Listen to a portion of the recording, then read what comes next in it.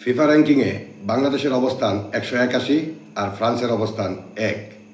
একজন ফুটবল প্রেমী হিসাবে আপনি কি কখনো ভেবে দেখেছেন এই র্যাঙ্কিং কিভাবে নির্ধারণ করা হয়? এটা কি শুধুই হার জিতের হিসাব, নাকি এই নম্বর ঠিক করার পেছনে রয়েছে উচ্চতর কোনো গাণিতিক সমীকরণ? আজকের ভিডিওতে আমরা একজন গণিতবিদের চোখে দেখব ফিফা র্যাঙ্কিংয়ের সেই গাণিতিক সূত্র যা 2018 সালে সংশোধন করা হয়েছে এবং ফুটবলের মানদণ্ডে একটি দেশের অবস্থান নির্ধারণ করে আসছে।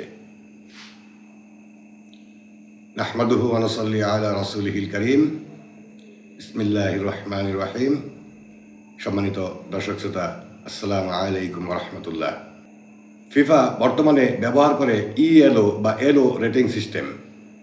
আজকের ভিডিওতে আমরা এই সিস্টেমের ব্যাখ্যা একটি বাস্তব উদাহরণের মধ্য দিয়ে আপনাদের সামনে পরিষ্কার করে দেব ইনশাআল্লাহ।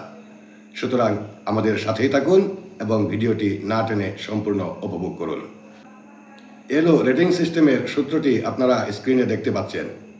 এই সূত্রের মাধ্যমেই ফিফা র্যাঙ্কিংয়ের জন্য একটি ফুটবল দলের অর্জিত পয়েন্ট হিসাব করে বের করা হয়। এই সূত্রের 4টি প্রধান অংশ রয়েছে।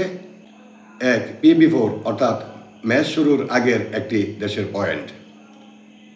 2. আই অর্থাৎ ইম্পর্টেন্স, এটি হচ্ছে ম্যাচের গুরুত্ব। প্রত্যেকটি ম্যাচের জন্য ম্যাচের গুরুত্বের আলাদা আলাদা গাণিতিক মান রয়েছে, যা আপনাদেরকে এই ভিডিওর মধ্যেই টেবিল আকারে উপস্থাপন করে দেখাবো। 3 নম্বরে রয়েছে ডব্লিউ অর্থাৎ রিজাল্ট। রিজাল্ট মানে আপনি জিতলে পাবেন 1 পয়েন্ট, ড্র করলে পাবেন 0.5 পয়েন্ট, আর হারলে পাবেন 0 পয়েন্ট। আর সর্বশেষ 4 নম্বরে রয়েছে ডব্লিউই বা প্রত্যাশিত ফলাফল। সূত্রের সবচেয়ে জটিল এবং মজার অংশ হলো এই ডব্লিউই। এটি মূলত একটি প্রবাবিলিটি বা সম্ভাবনা। সূত্রটি একটু স্ক্রিনে দেখে নিন।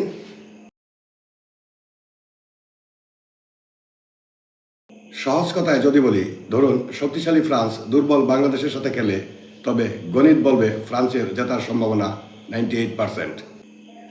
এই হিসাবে যদি ফ্রান্স জিতে যায় তাহলে তারা সামান্য পয়েন্ট পাবে, কিন্তু যদি খেলাটি ড্র হয় তাহলে অনেক বেশি পরিমাণে ফ্রান্স পয়েন্ট হারাবে যা বাংলাদেশ পাবে। আর আকস্মিকভাবে মিরাকল ঘটিয়ে যদি বাংলাদেশ জিতে যায় তাহলে বাংলাদেশ এক লাফ দিয়ে অনেকটাই উপরে উঠে যাবে, কেননা বাংলাদেশ গাণিতিক সম্ভাবনাকে ভুল করেছে। এখন স্বাভাবিকভাবেই আমরা বলতে পারি ফ্রান্স এবং বাংলাদেশের খেলা হলে ফ্রান্স জিতবে, কিন্তু সেটা কত পার্সেন্ট সম্ভাবনা আছে সেটা কি আমরা কেউ বলতে পারবো? হয়তো আন্দাজ করে বলা যাবে 95%, 98%, 100%, কিন্তু না। এখানে ফিফা র্যাঙ্কিংয়ে একটি উচ্চতর গণিত ব্যবহার করা হয় যা আপনাকে সরাসরি পার্সেন্টেজ গাণিতিক আকারে বের করে দিতে সক্ষম হবে। একজন সয়েল ইঞ্জিনিয়ার হিসেবে আমরা যেমন মাটির উপরে চাপের ভারসাম্য বা ইকুইলিব্রিয়াম হিসাব করি, ফিফা র্যাঙ্কিংও অনেকটা তেমনই। এটি একটি জিরো সাম গেম, অর্থাৎ এক দল যা হারাবে অন্য দল ঠিক তাই পাবে। এখানে সিস্টেম সবসময় পয়েন্টের ভারসাম্য বজায় রাখার চেষ্টা করে। একজন সয়েল ইঞ্জিনিয়ার হিসাবে আমরা যখন মাটির ভার বহন ক্ষমতা বা বিয়ারিং ক্যাপাসিটি মাপি, তখন আমরা নির্দিষ্ট কিছু প্যারামিটার ব্যবহার করি। ঠিক তেমনি ফিফাও একটি দলের শক্তি মাপার জন্য একটি নির্দিষ্ট গাণিতিক মডেল ব্যবহার করে, যার নাম এলও রেটিং সিস্টেম। চলুন উদাহরণ হিসাবে দেখি, যদি আজ ফ্রান্স আর বাংলাদেশের খেলা হয় তবে পয়েন্টের ভাগাভাগি কেমন হবে। প্রথমে আমাদের প্রয়োজন পড়বে দুটি দলের বর্তমান পয়েন্টের মান। অর্থাৎ ফ্রান্সের বর্তমান পয়েন্ট রয়েছে 1948.97 এবং বাংলাদেশের বর্তমান পয়েন্ট রয়েছে 902.93। আর ডব্লিউই হচ্ছে প্রত্যাশিত ফলাফল। প্রত্যাশিত ফলাফল বের করার আসল ম্যাজিকটি এখন আপনাদেরকে আমি বলবো। এটি এই গাণিতিক সমীকরণের সবচেয়ে গুরুত্বপূর্ণ অংশ। খেলা শুরু হওয়ার আগেই গণিত বলে দেবে কার জেতার সম্ভাবনা কতটুকু। সূত্রটি স্ক্রিনে দেখে নিন।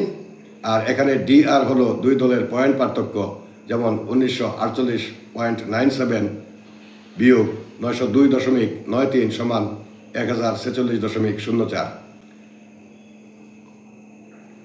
হিসাব করলে দেখা যাবে ফ্রান্সের জন্য ডব্লিউই হবে প্রায় 0.98, অর্থাৎ তাদের জেতার সম্ভাবনা 98%।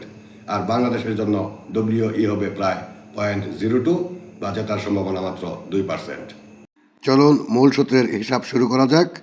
এখানে পি বিফোর হচ্ছে ফ্রান্সের জন্য 1948.97। আই হচ্ছে ম্যাচের গুরুত্ব।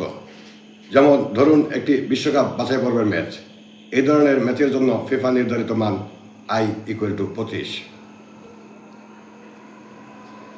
ডব্লিউ হচ্ছে ফলাফল, অর্থাৎ জয় হলে 1 পয়েন্ট, ড্র হলে 0.5 পয়েন্ট, হার হলে 0 পয়েন্ট। এখন তিনটি পরিস্থিতিতে আমরা গাণিতিক ফলগুলি বিশ্লেষণ করে দেখব।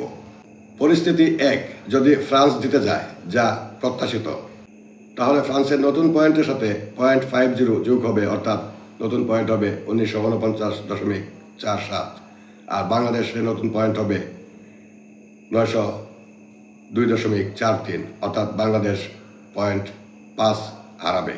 ফলাফল মাত্র 0.50 পয়েন্ট যোগ বিয়োগ হবে, কারণ শক্তিশালী দল দুর্বল দলকে হারিয়েছে, এটাই তো স্বাভাবিক। পরিস্থিতি 2, যদি ম্যাচটি ড্র হয়, তাহলে ফ্রান্স 12 পয়েন্ট হারাবে, অর্থাৎ ফ্রান্সের নতুন পয়েন্ট হবে 1937.97, আর বাংলাদেশের নতুন পয়েন্ট হবে 914.93। এখানে লক্ষ্য করুন, ড্র করার কারণে শক্তিশালী ফ্রান্স 12 পয়েন্ট হারালো, আর দুর্বল বাংলাদেশ সেই পয়েন্ট বোনাস হিসাবে পেল। পরিস্থিতি 3, যদি বাংলাদেশ মিরাকল ঘটিয়ে জিতে যায়, তাহলে ফ্রান্স 24.5 পয়েন্ট হারাবে, অর্থাৎ ফ্রান্সের পয়েন্ট হবে 1924.47, আর বাংলাদেশের পয়েন্টের সাথে 24.5 পয়েন্ট যোগ হয়ে হবে 927.43। ফলাফল 1 ম্যাচেই বাংলাদেশের বিশাল লাভ। তাহলে বুঝতেই পারছেন, ফিফা র্যাঙ্কিং শুধু হার জেতার বিষয় নয়, এটি একটি গাণিতিক ভারসাম্য বা ইকুইলিব্রিয়াম। আপনি কার সাথে খেলছেন এবং সেই ম্যাচের গুরুত্ব কতটুকু, সেটাই নির্ধারণ করে আপনার পয়েন্ট কতটুকু বাড়বে বা কতটুকু কমবে। গণিতের এই চমৎকার প্রয়োগটি আপনার কাছে কেমন লাগলো কমেন্টে আমাদের জানান।